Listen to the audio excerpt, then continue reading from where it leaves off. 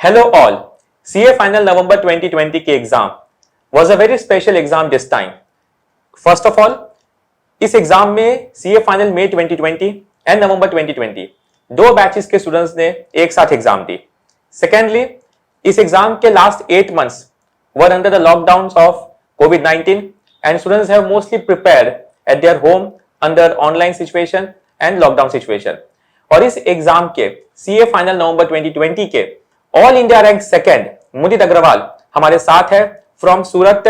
Congratulations Mudit. Thank you a really very exciting moment.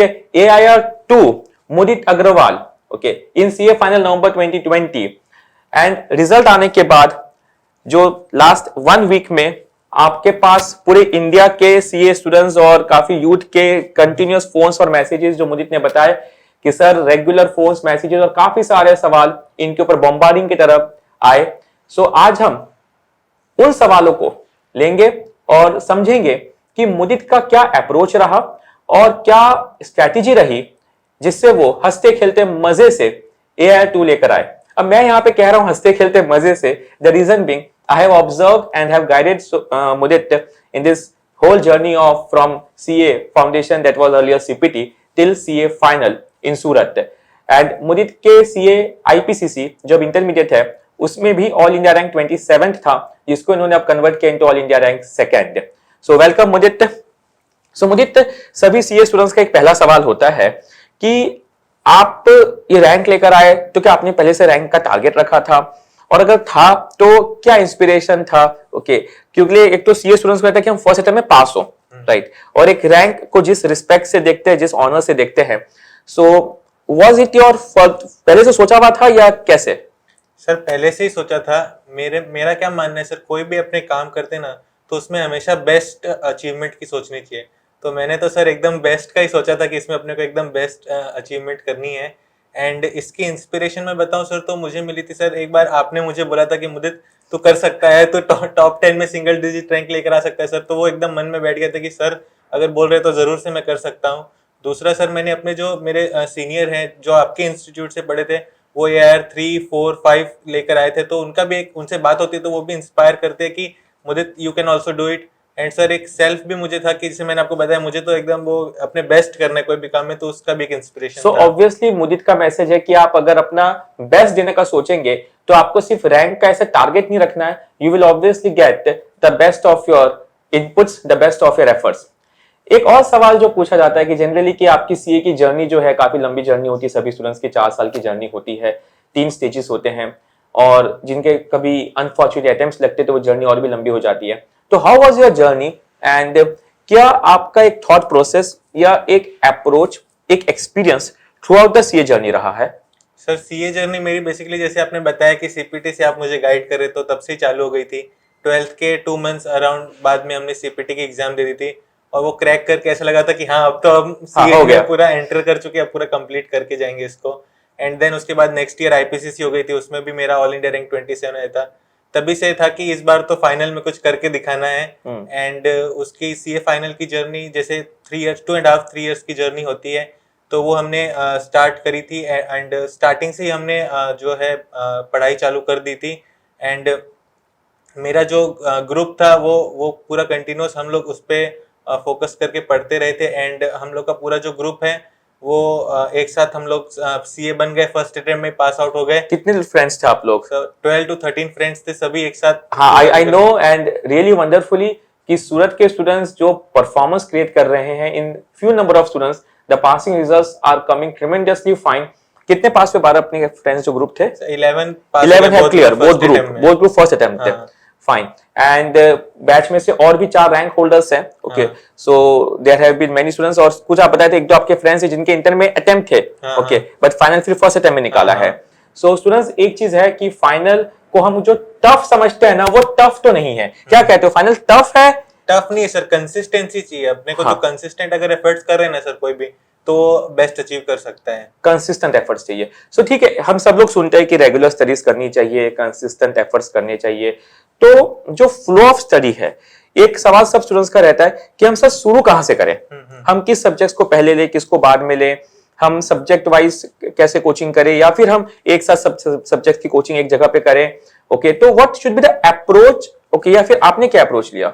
Sir जैसे आपके under guidance ली थी तो वहां पे एक सबसे बड़ा बेनिफिट क्या था कि आठों सब्जेक्ट की जो है ना एक ही अंडर वन रूफ हम पूरी स्टडी करते थे, तो एक सब्जेक्ट जैसे दूसरे से हम लोग लिंक कर सकते थे। एंड अप्रोच अगर सर मैं आपको बताऊं तो स्टार्टिंग में जैसे अंडरस्टैंडिंग बेस्ड जो है ना चीजें वो हमने पढ़ना चालू की, जैसे कि एसएफएम में जो भी अंडरस्टैंडिंग बेस्ड जैसे कि सपोज मर्जर एंड एक्विजिशंस वो हमने पढ़ा। देन उसके बाद हम लोग एफआर जो फाइनेंशियल रिपोर्टिंग का सब्जेक्ट है वो पढ़ा। एंड जो सपोज डीटी और आईडीटी का जो सब्जेक्ट है जो कि चेंज होता रहता है क्योंकि फाइनेंस एक्ट आते हैं तो चेंज होता रहता है सर वो। सो वो हमने लास्ट के 8 मंथ्स वन ईयर में अप्रोक्स रखा था।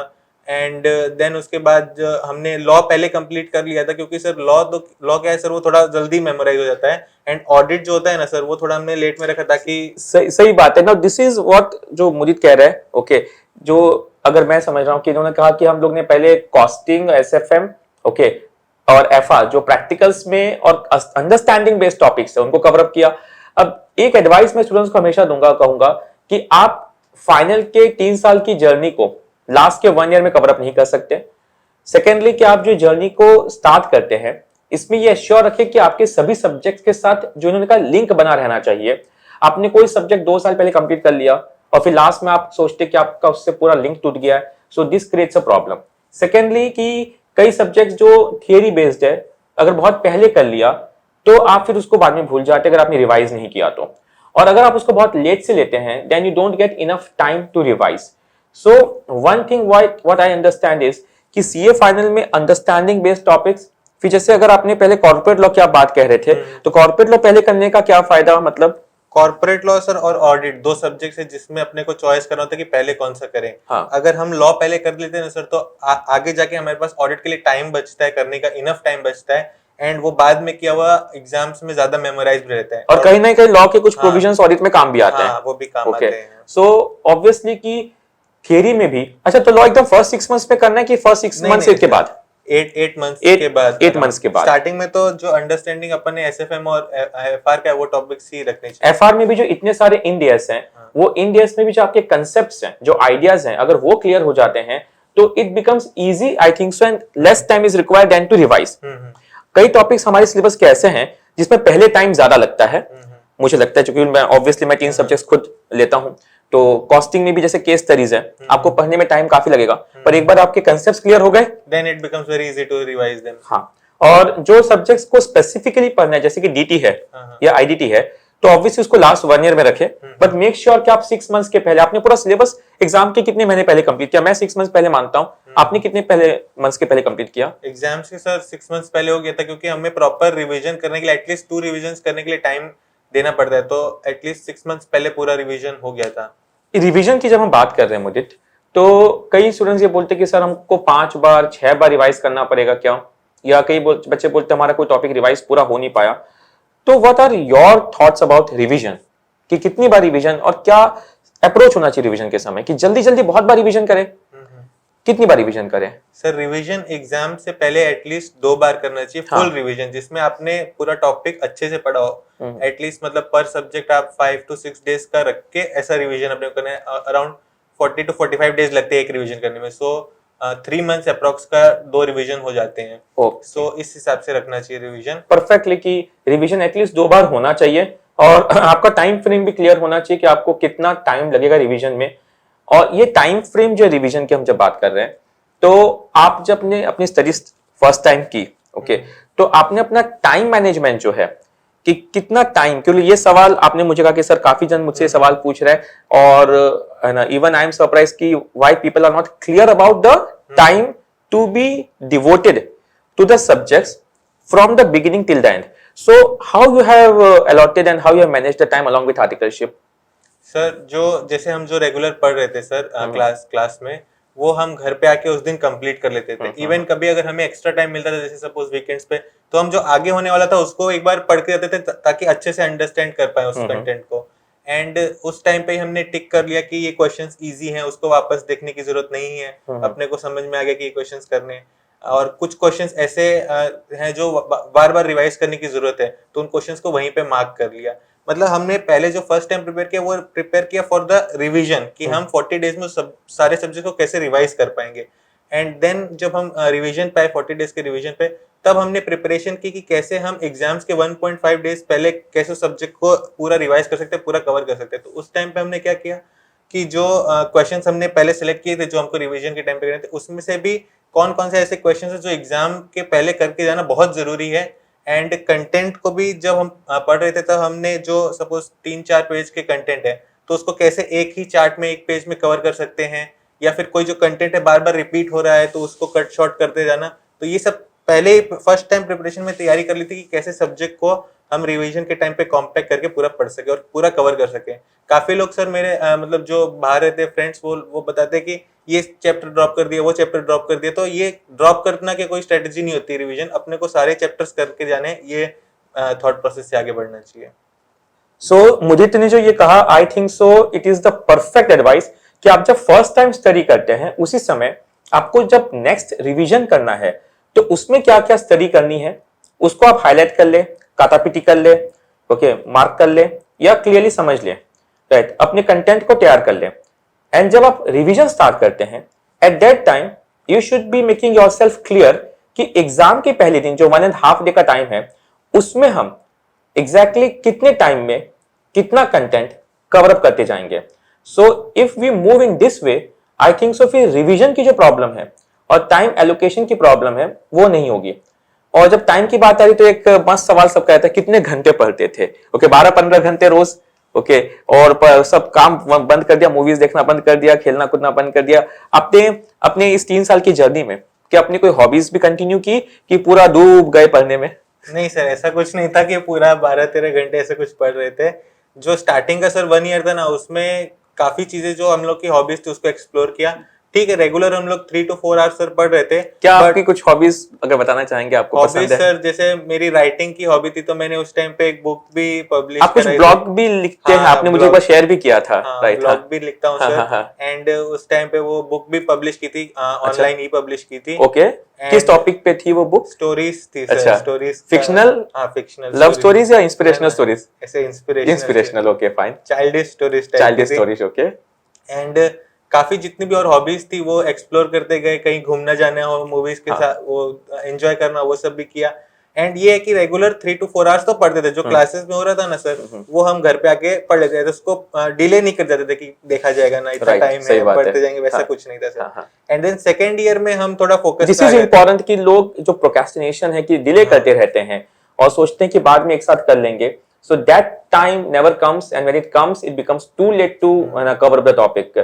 So first attempt में पास होने का एक ही चांस मिलना है, 3 साल का जो क्लियर पीरियड है वो एक ही बार मिलना है। So make the best of this time and आगे और कुछ हम सवाल जरूर, मैं मेरे दिमाग में आ रहा आर्टिकलशिप के ऊपर, बुक्स के ऊपर, so ये तुरंत ये सवाल को भी कंटिन्यू लेते जाएंगे एक के बाद एक। So मैं एक रैपिड फायर राउंड जैसा इनके ऊपर चालू कर दूंगा।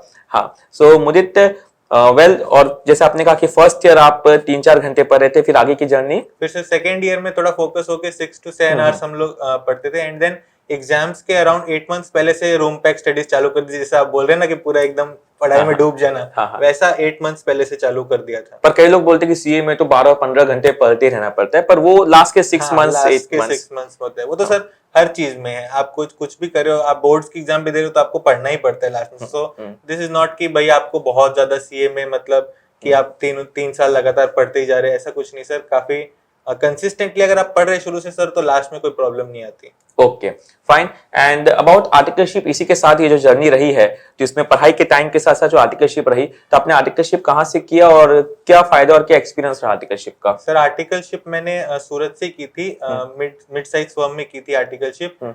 मिड साइज फर्म में करने का रीजन ये था सर कि मुझे सारी एरियाज को एक्सप्लोर करना था, beat taxation, beat bank audit, stock audits, या फिर सर जीएसटी, ये जो एक्सप्लोर करना था वो मिड साइज फर्म में चांस था कि मैं हर चीज एक्सप्लोर कर सकूं। इसलिए मैंने यहाँ पे सूरत में की थी आर्टिकलशिप। एंड आर्टिकलशिप का सर एक्सपीरियंस बहुत अच्छा था। जो हम लोग वहाँ प्रैक्टिकल लाइफ में देख रहे थे कि कैसे जो हम लोग थियरी में पढ़ रहे हो कैसे यूज होता है, उसका बहुत अच्छा यूज आया। हम लोग लिंक कर पा रहे थे सर कि कैसे हम लोग जो बुक्स में पढ़ रहे हो कैसे रियल लाइफ में यूज हो रहा है। और उसके अंडरस्टैंडिंग की जो लेवल थी वो बहुत ज्यादा हमारी बड़ी टैक्सेशन में, ऑडिट में, इन सब में। सो काफी अच्छा सो एक्सपीरियंस आपने आर्टिकलशिप में भी वाइड एक्सपीरियंस लिया, आपने अपनी एजुकेशन अच्छे से की। मैं जानना चाहूंगा सब जानेंगे कि आगे का कुछ प्लान फाइनल किया है या सीए बनने के बाद क्या करना है? सर अभी प्लान तो कुछ ऐसा फाइनल नहीं किया। सीए का सर एक बहुत बड़ा बेनिफिट क्या है सर कि आप बहुत अलग अलग चीजें कर सकते हैं। जैसे सपोज आपको जॉब में अगर इंटरेस्ट है, कॉर्पोरेट्स में जाना है तो जा सकते हैं। आपको अगर प्रैक्टिस चालू करनी है तो कर सकते हैं। आपको अगर एंटरप्रेन्योरशिप करनी है तो आप कर सकते हैं। और आपको फर्दर कोई पढ़ाई करनी है तो उसमें भी सीए किया हुआ का बहुत हेल्प रहता है। सो ओवरऑल सीए करने के बाद आपके पास काफी ऑप्शंस खुल ओपन जाते हैं। रहते हैं। Right. सो अभी सर थोड़ा एक बार ये सेटल हो जाए तो उसके बाद थोड़ा कूल माइंड से डिसाइड हाँ, करूंगा। बिकॉज आपके लिए सभी ऑप्शंस खुले हैं। हाँ। Right, so he is enjoying the moment right now. Okay, और कुछ प्लान्स तो जरूर होंगे। Okay, and all the best for the future plans. And the most important question, जो सबसे ज्यादा आपको सवाल क्या पूछे जा रहे थे सब स्टूडेंट्स की तरफ से? सबसे ज्यादा सवाल तो ये था कि पढ़ा कहाँ से और कैसे पढ़ा, बुक्स कौन सी हाँ। यूज की होगी? Right, fine. सो बुक्स के ऊपर ऑब्वियसली, क्योंकि सीए के सब्जेक्ट्स में हमारे पास इतने सारे बुक्स के ऑप्शंस हैं, आईसीआई के मटेरियल्स हैं, क्लासेस के नोट्स हैं, कुछ रेफरेंस बुक्स हैं। सो स्टूडेंट्स हमेशा सोचते हैं कि ये बुक सही रहेगी एग्जाम के लिए कि ये बुक सही रहेगी। सो मुदित अग्रवाल AI2 से समझते हैं कि इन्होंने अपने सब्जेक्ट्स में बुक्स के ऊपर क्या स्ट्रेटेजी ली, क्या बेनिफिट रहा, और क्या इनको कहीं लगा कि कोई और मटेरियल ज्यादा कहीं अच्छा रहता। तो सबसे पहले स्टार्ट करते हैं फाइनेंशियल रिपोर्टिंग से। सो फाइनेंशियल रिपोर्टिंग कैसा रहा और कैसे इसकी स्टडी की? बुक्स, फाइनेंशियल रिपोर्टिंग में जो आईसीआई की मटेरियल है उसको उससे पढ़ा था। एंड जो अपने इंस्टीट्यूट में फैकल्टी हैं उनके नोट्स और वहां पे पूरा उसके अंडर गाइडेंस। तो अपने नोट्स भी बनाए थे कि सिर्फ बुक से पढ़ा था आईसीआई की बुक से? नोट्स जैसे कुछ भी कॉम्प्लिकेटेड मैटर्स होते हैं ना सर, हाँ। तो उनके नोट्स बनाए थे। ऐसे फुल ऑन पूरे सब्जेक्ट्स के नहीं बनाए थे। ओके, एंड आईसीआई का जो मटेरियल है उसको ही मेन बुक रख के उसको पढ़ा था। एफआर के लिए आईसीआई का मटेरियल प्लस अपने जहां लगे वहां नोट्स, और जो आपको फैकल्टीज ने यहाँ पे है ना लिखवाए वो सब नोट्स। Okay, fine, great. फिर SFM, strategic financial sir management. SFM में तो जैसे सर आपकी वर्कशीट है प्रैक्टिकल क्वेश्चंस की, वो तो इतनी एग्जॉस्टिव है कि उसके बाद कुछ बचता नहीं है करने को। सो वो पूरी एकदम अच्छे से करी थी। एंड थियरी के लिए सर आईसीआई का मटेरियल यूज किया था। एसएफएम की थियरी भी पढ़ी थी कि नहीं पढ़ी थी? पढ़ी थी सर, क्योंकि ये भी काफी जन पूछते हैं कि एसएफएम की थियरी को करे या स्किप कर दे। नहीं सर, एसएफएम की थियरी बहुत जरूरी है क्योंकि हर एक क्वेश्चन जो आता है एग्जाम में उसमें एक 4 to 5 मार्क्स का क्वेश्चन अटैच ही रहता है थियरी का। सो बहुत बर्डन नहीं हो जाता कि थियरी को इतना सारा थियरी पढ़ना, इतने सारे क्वेश्चंस हैं? तो आपने क्या सारे क्वेश्चंस पढ़े थियरी के कि कैसे पिकअप किया एसएफएम की थियरी? सर एसएफएम की थियरी में कुछ एक 4-5 चैप्टर ऐसे जो ज्यादा रेलेवेंट रहते हैं थियरी के लिए। एंड बाकी जो चैप्टर्स है वो जब अपने प्रैक्टिकल करते जाते हैं तो अपने को कॉन्सेप्ट उसका समझ में आता रहता है। हाउ यू मेक आउट कि ये प्रैक्टिक ये रेलेवेंट ज्यादा है? सर वो स्पेसिफिकली थियरी का ही चैप्टर है। जैसे सिक्योरिटाइजेशन है, म्यूचुअल फंड्स है, या फिर ये स्टार्टअप फाइनेंस है। right, तो ये सब थियरी के चैप्टर्स। सो जैसे बहुत कॉमन सेंस की बात है कि अगर कोई चैप्टर बेसिकली थियरी पे ज्यादा फोकस कर रहा है तो देयर आर गुड चांसेस कि उसमें से थियरी क्वेश्चंस आएंगे। सेकेंडली, मेरा पर्सनल मानना है कि फाइनेंस एक सिर्फ कैलकुलेटिव सब्जेक्ट नहीं है। फाइनेंस की जो थियरी है वो आपको एक्चुअली फाइनेंस को समझने में हेल्प करता है। And you can not actually be a person of finance without understanding the concepts of finance, without understanding the terminologies of finance. तो जो थियरी है फाइनेंस की, वो आपको फाइनेंस के कंसेप्ट्स भी क्लियर करवाती है, फाइनेंस के टर्मिनोलॉजीज भी क्लियर करवाती है, और एग्जाम में ऑब्वियसली रैंक भी दिलवाती है। राइट, एंड देन आपका लॉ और ऑडिट, फर्स्ट ग्रुप के 2 थियरी पेपर। सो इसमें कौन सी बुक पढ़ी? ओके, एंड इसमें नोट्स बनाए या कैसे स्टडी किया? सर ऑडिट और लॉ में, ऑडिट में मैं बात करूं तो मैंने टैक्समैन की रेफरेंस बुक यूज की थी। एंड आईसीआई के जो क्वेश्चंस होते हैं ना बुक में सर, वो रेफर की थे एक बार। एंड लॉ में सर जैसे अच्छा, ऑडिट इतना लंबा सब्जेक्ट है, लोगों को ऑडिट के ऊपर काफी डर लगता है, मार्क्स भी काफी, जो बच्चे रुक जाते हैं वो ऑडिट में हम देखते हैं कि 40s के आसपास रुक जाते हैं। तो ऑडिट में स्कोर अच्छा करने के लिए आप क्या सजेशन देंगे? नोट्स बनाने चाहिए कि बुक से पढ़ना चाहिए? आपने क्या स्ट्रेटेजी ली? सर ऑडिट में एक ही स्ट्रेटेजी है कि सर उसको जो ऑडिट का सब्जेक्ट है उसको अच्छे से याद करके एंड उसको 2 से 3 टाइम्स एटलीस्ट उसको रिवाइज करना पड़ेगा, तो ही वो अंदर अपने दिमाग में बैठ जाएगा। एंड नोट्स की अगर मैं बात करूं सर, तो जो भी जैसे कोई लंबा क्वेश्चन होता था, जैसे सपोज कोई आंसर है जिसमें 10 पॉइंट्स के आसपास है, सो उसमें उसको अपने कीवर्ड्स अंडरलाइन करते रहना कि ये कीवर्ड्स हैं। एंड एसेज जो है कि वो बहुत एक टॉपिक रहता है कि एसेज कैसे करें, क्योंकि एसेज बहुत वास्ट टॉपिक चलाता है। सो एसेज का यही है सर कि आप रेगुलर 2-3 एसेज करते रहिए रेगुलर पर डे। सो वो उस टाइप से कवर होता है। एक दिन में 2 से 3 ऐसे कवर अप करें? हाँ, रिविजन्स के टाइम पे। क्योंकि auditing is not my subject, auditing के ऊपर मैं आपसे ज्यादा क्वेश्चंस पूछूंगा।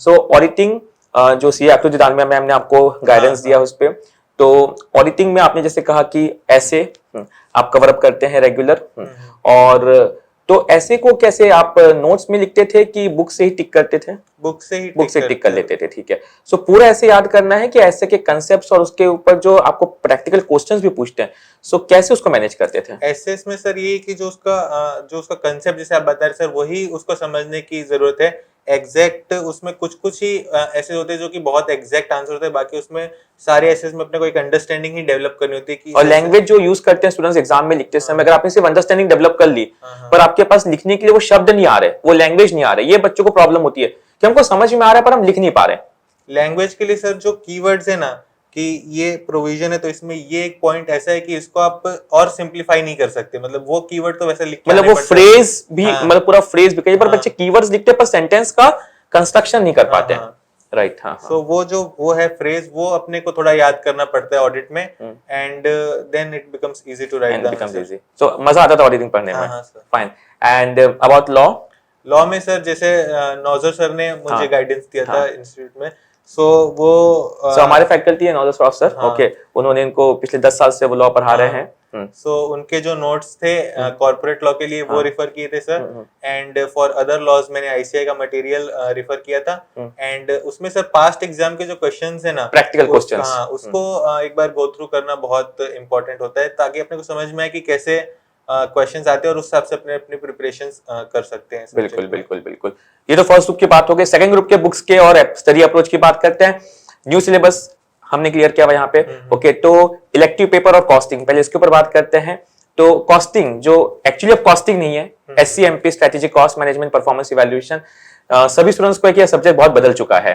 सो आपने क्या अप्रोच रखा है एससीएमपी पे? एससीएमपी पे सर मैंने अप्रोच रखा कि थियरी के जो कॉन्सेप्ट्स है सर वो मैंने अपने क्लियर रखे, एंड देन उसके बाद मैं केस स्टडीज जो है वैसे सपोज अपने 20 to 25 केस स्टडीज थी, तो उसको रेगुलर पहले फर्स्ट टाइम पे 2-3 केस स्टडीज डेली लेकर पढ़ता रहा, देन उसके बाद उसमें डेवलप की अंडरस्टैंडिंग की कैसे केस स्टडी को अपने आंसर को अप्रोच करना है, एंड देन उसके बाद जो भी और केस स्टडीज जैसे इंस्टीट्यूट रिलीज कर रही थी सर वो रेगुलर गो थ्रू कर रहा था। बेसिकली आईसीए का जो मटेरियल था ना सर कॉस्टिंग के लिए वो काफी अच्छा है। हाँ। और कॉस्टिंग के थियरी के जो मटेरियल्स जो आपने भी उसको फिर सिंपलीफाई किया, हाँ। और आपको थियरी के लिए भी जो मेघना मैम ने आपको टीचिंग भी दी है, उसको अटेंड किया था पूरा? हाँ सर पूरा। उससे सर क्या होता है कि अपना जो थियरी है उसका जो कॉन्सेप्ट है, जैसे कि काफी उसमें सर मॉडल्स दिए हुए हैं कि ये मॉडल है वो मॉडल है, अलग अलग मॉडल्स दिए हुए हैं एवेल्युएशन के, सो वो क्लियर हो जाते हैं, एंड एक बार सर जब गाइडेंस मिलता है ना किसी का तो वो ऐसा दिमाग में बैठ जाता है कि वो फिर भूलता नहीं है। वो एक डिस्कशन हो जाता है तो हम उसको रिलेट कर पाते हैं इजीली।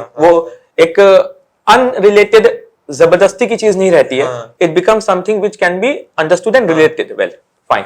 सो कॉस्टिंग में मजा रहा। प्रैक्टिकल क्वेश्चन में तो आपके सर वो वर्कशीट थी उसको पूरा हाँ साथ साथ में कंप्लीट किया सब।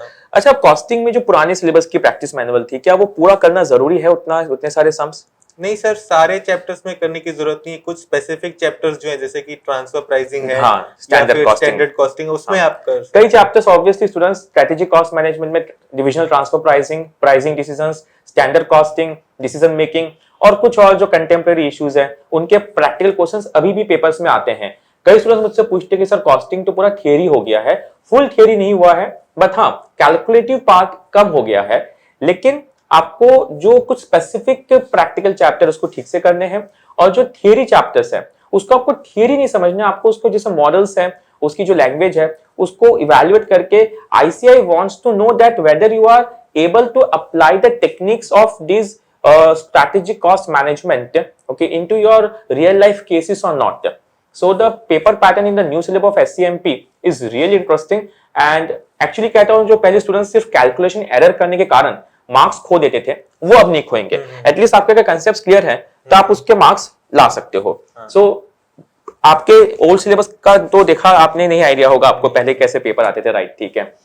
एंड वेल इलेक्टिव पेपर, आपने कौन सा पेपर इलेक्टिव में लिया था? सभी ये भी क्वेश्चन आया होगा आपको कि कौन सा लेना है, कौन सा लेना कैसे चॉइस करें, कैसे चॉइस करें, उसका क्वेश्चन था। मैंने सर इकोनॉमिक लॉज लिया था। हाँ। क्योंकि सर मेरा लॉ सब्जेक्ट मुझे बहुत पसंद था कि मुझे लॉ में आगे समझना है कि और क्या क्या लॉज है उसमें लॉ का कंटेंट में जैसे रेरा था तो वो मुझे काफी इंटरेस्टिंग लगता है कि अपने को रेरा के बारे में जानना है, इसलिए मैंने लॉ सेलेक्ट किया था। एंड उसका भी पूरा आईसीआई के मटेरियल से पढ़ा था, एंड नौजर सर ने उसका पूरा अच्छे से समझाया Guidance था, दिया था। गाइडेंस दिया था। सो एग्जाम में, ओपन को एग्जाम में हर एक क्वेश्चन देख देख के लिखना पड़ रहा था आंसर, कि कैसे करते नहीं थे? सर, याद आ रहा था कंटेंट, बट ठीक है, थोड़ा बुक रहता था तो सामने देख के एक बार लिख लिया। बट अगर आपके दिमाग में कंटेंट रहता है तो it becomes very easy to write. हाँ। बट अगर आप सोच रहे कि मैं देख के लिख लूंगा तो बल्कि वो ज्यादा हार्ड है लिखना सर, उसमें और ज्यादा टाइम लगता है। बिल्कुल। सो ओपन बुक एग्जाम में आप क्या एडवाइस देंगे स्टूडेंट्स को, आपका कोई सजेशन पढ़ने का तरीका? एडवाइस मैं ये दूंगा कि जो ओपन बुक आपकी जो बुक है उसको आप इस तरह से तैयार कर लीजिए, और जो एक प्रोविजन दूसरे प्रोविजन से लिंक करता है वो वहां पे लिख लीजिए कि ये प्रोविजन का यहाँ पे लिंक है, और पूरा उसको तैयार करिए ताकि आप जब एग्जाम में जाए तो आपको पन्ने पलटते नहीं पड़े, आपको पहले ही आपको पता रहे कि हाँ ये है, और जो कंटेंट है उसका दिमाग में रखिए, तभी आप जब क्वेश्चन पढ़ेंगे तो आप रिलेट कर पाएंगे। इंडेक्स भी बनाया कुछ क्या?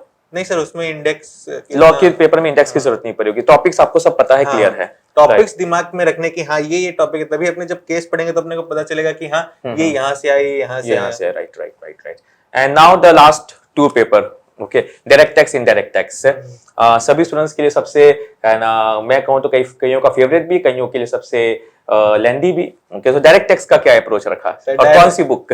डायरेक्ट टैक्स में सर आपकी बुक है एकदम 100% सफिशिएंट है वो एकदम, फिर वो कर लो तो उसके बाद तो और कुछ करने की जरूरत ही नहीं है। जैसे उसमें जो आपकी सर मेन बुक है, सबसे पहले उसी से पढ़ाई की थी, उसमें पढ़ाई करते हुए साथ में जो प्रैक्टिकल क्वेश्चंस है उनको सॉल्व किया था। तो आपको क्या बेनिफिट लगा, क्या आपको लगता है कि डायरेक्ट टैक्स जो इतना एक लोगों को कॉम्प्लिकेटेड लगता है, ओके, तो उसमें जो आप बुक की बात कर रहे हैं, मेरी बुक की, तो मैं तो एज एन ऑथर समझता हूँ अपनी बुक को, आप एज ए स्टूडेंट उस बुक से क्या आपको लगता है कि बेनिफिट होता है, या अगर कोई स्टूडेंट वो बुक नहीं भी पढ़ रहा है तो भी उसको किस तरह से डायरेक्ट टैक्स को पढ़ना चाहिए? उस बुक में सर सबसे बड़ा बेनिफिट है, एक तो आपने जिस फ्लो में उसको लिखा है वो, एंड सेकंड उसका मेन बेनिफिट है कि जो टेक्निकल चीजें होती है उसको जो जितना सिंपल तरीके से लिखा है, ताकि एक बार पढ़ते ही आदमी को प्रोविजन पूरा समझ में आ जाता है, बैठ जाता है दिमाग में। सो वो एक बहुत हेल्प करता है। एंड उसका जो फ्लो के जैसे मैं बता रहा था, तो उसका जिस हिसाब से फ्लो रखा गया है उस हिसाब से वो अच्छे से एकदम पूरा समझ में आता है। एंड देन उसके बाद सर समझ में आता है, उसमें प्रैक्टिकल क्वेश्चन का जो है सम्स का, वो क्या रोल प्ले करता है? प्रैक्टिकल क्वेश्चंस का सर उसमें जैसे हर एक सेक्शन के बाद ऑलमोस्ट प्रैक्टिकल क्वेश्चन उस सेक्शन के बेस पे, एंड देन बाद में अलग अलग सेक्शंस को मिक्स करके क्वेश्चंस बनाए हुए हैं। तो उससे सर एग्जाम्स में तो क्या होता है कि एग्जाम में कोई एक सेक्शन का तो पूछते नहीं, वो लोग तो मिक्स करके पूछते हैं। तो जब अपने पहले प्रोविजन किया, उसका सम किया, तो अपने प्रोविजन पूरा क्लियर हो गया।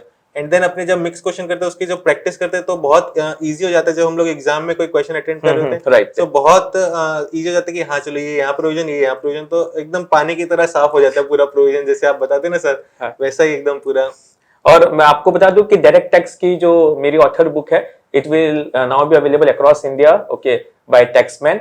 So you can enjoy that book, you can see that book, and I have spent more than 4 years in creating that material.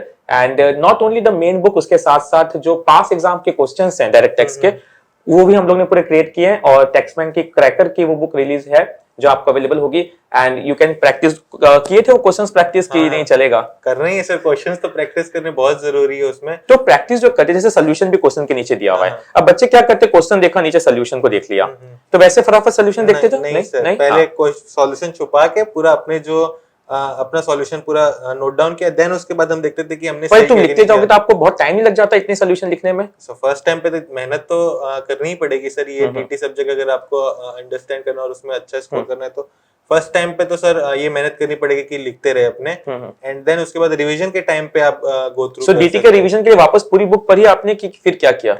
नहीं सर, फर्स्ट टाइम में जैसे मैंने पहले बताया कि मैं मार्क कर लेता था कि ये क्वेश्चन इजी है, ये तो मेरे को मतलब आ रहा है, और कोई क्वेश्चन जो टेक्निकल होता था उसको मैं मार्क कर लेता कि ये टेक्निकल अपने को वापस एक बार पढ़ना पड़ेगा।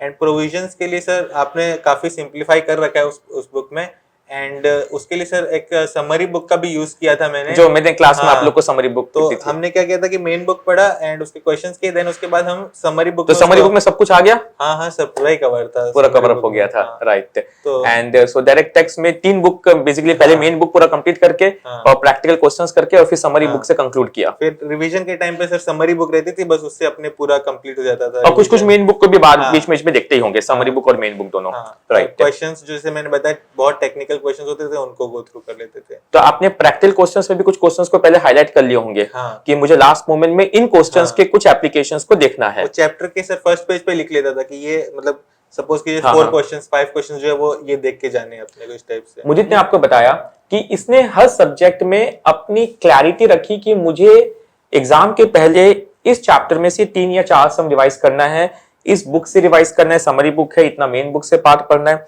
सो even I will advise to all the C aspirants कि आप अपने ब्रेन में क्लियर रखें और मटेरियल्स जो आपने पहले से बेस बनाया है उन्हीं मटेरियल्स को फॉलो करें, जो नोट्स आपने बनाए हैं उनको स्टिक रखें एंड एकदम एग्जाम के पहले रिवीजन के लिए क्लैरिटी रखें। और अब एक लास्ट इंपॉर्टेंट क्वेश्चन, अच्छा आईडीटी का क्लियर कर लेते हैं और फिर उसके बाद हम आईडीटी का बुक्स की बात कंप्लीट करते हैं। फिर लास्ट क्वेश्चन कि एग्जाम में पेपर कंप्लीशन कई स्टूडेंट्स का नहीं हो पाता है, तो वो कंप्लीशन कैसे करना है।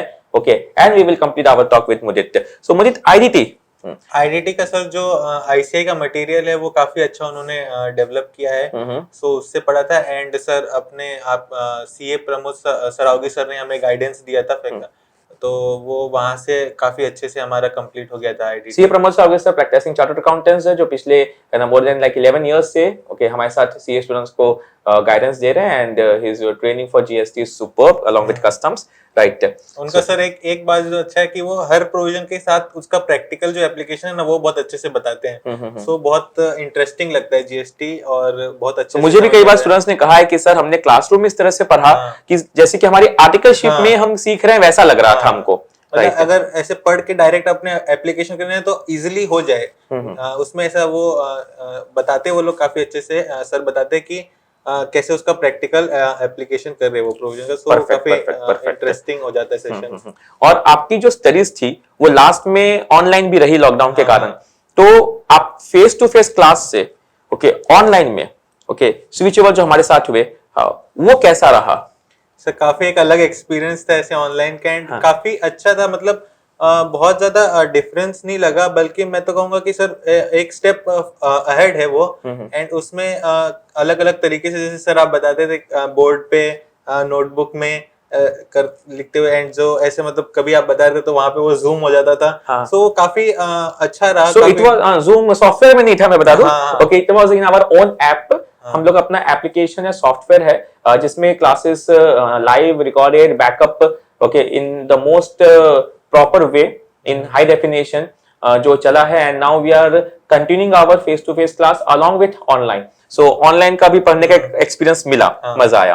एंड काफी अच्छे से सर वो रिवीजन उस टाइम पे जो मतलब काफी जन नहीं कर पा रहे थे फ्रस्ट्रेट होके, वो हम रिवीजन कर पा रहे थे, हमारी स्टडीज कंटिन्यू रह पाई उस टाइम पे। बिल्कुल बिल्कुल। और एग्जाम में जो पेपर कंप्लीशन है, जो 3 घंटे में हमें पेपर कंप्लीट करना है, उसके लिए आप ब्रीफली क्या स्ट्रेटेजी देंगे? उसके लिए सर एक ही है कि आप राइटिंग जो अपनी प्रैक्टिस है वो आपको पहले से करनी पड़ेगी, क्योंकि sir in a period of 3 years बहुत कम होता है कि हम कोई पेपर लिखते हैं ऐसे 3 आवर्स का पेपर। तो आपने पेपर राइटिंग प्रैक्टिस की थी? पेपर राइटिंग प्रैक्टिस सर जैसे अपने इंस्टीट्यूट में होता है ड्राई रन की, आप हमारी क्लासेस में जो है ना हम लोग ड्राई रन करके एक प्रोग्राम चलाते हैं जहाँ पे हम टेस्ट पेपर्स राइटिंग प्रैक्टिस कराते हैं, तो वो आपने एनरोल किया हुआ था साथ साथ में। सबसे अच्छा चीज क्या है उसमें सर की एक कॉम्बिनेशन ऑफ पेपर इस हिसाब से है कि आप कुछ चैप्टर्स पढ़ के भी आप पेपर दे सकते हैं, आप फुल पेपर्स भी दे सकते हो, तो उसका काफी बेनिफिट रहा था सर। एंड वो पहले से लिखा हुआ था तो एक हाथ सेट हो जाता है कि आप 3 आवर्स में पेपर कंप्लीट कर पाते हैं। सो वो एडवाइस करूंगा सर मैं सबको कि पेपर राइटिंग प्रैक्टिस करें।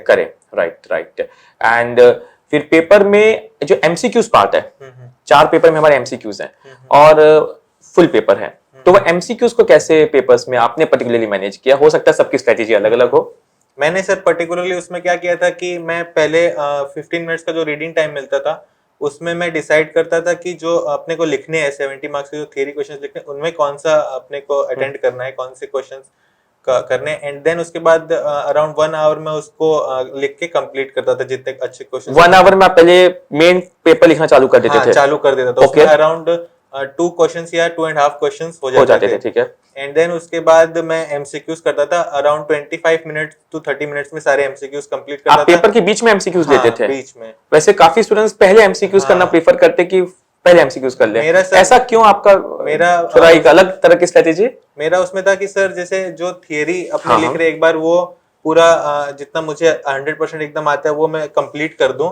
एंड दूसरा एक उसमें एक और पॉइंट ये था सर कि मतलब जैसे एक रेस्ट पीरियड टाइप का मिल जाता है 30 मिनट्स का, जिसमें आप क्योंकि सर थियरी पेपर में क्या होता है अपने कंटिन्यूअस लिखना होता है बहुत ज्यादा, सो 1 घंटे के बाद एक थोड़ा 30 मिनट्स का एक रेस्ट पीरियड मिल जाता है जिसमें आप एमसीक्यूज कर रहे होते हैं। सो इन्होंने मतलब अपनी राइटिंग स्पीड तो फिर फर्स्ट 1 आवर पे अपनी स्पीड फुल रखी होगी? हाँ, फुल स्पीड रखी थी सर एकदम। कि मुझे थकना नहीं है, बीच में मुझे ब्रेक मिल जाएगा। बीच में ब्रेक मिल जाएगा, तो इस हिसाब से पूरा एकदम टारगेट लेके किया था कि अपने को 2.5 क्वेश्चंस तो कंप्लीट करनी ही है 1 आवर में। ऑल 8 पेपर्स कंप्लीट किए थे कि हाँ, छूटे थे? कुछ भी नहीं छूटा सर। कुछ नहीं तो रहता कि हाँ, AR1 भी आ जाता नहीं, ऐसा नहीं, हाँ, पूरा कंप्लीट किया अच्छे से। पूरा complete फाइन किया। फाइन। सो एक चीज है स्टूडेंट्स, पेपर आपके कंप्लीट होने चाहिए, right, and manage your time very well. और उसके लिए कुछ ऐसी और आप स्ट्रेटेजी या कुछ एडवाइस देना चाहेंगे, या कि क्यों बच्चों के पेपर छूट जाते हैं?